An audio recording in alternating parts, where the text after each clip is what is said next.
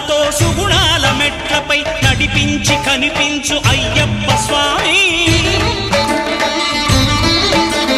మకర సంక్రాంతి సజ్జోతివై అరుదెంచి మహిమలను చూపించు మణికంఠ స్వామి. కర్మబంధము బాపు ధర్మశాస్త్ర కలిభీతి తొలగించు భూతాధినేత.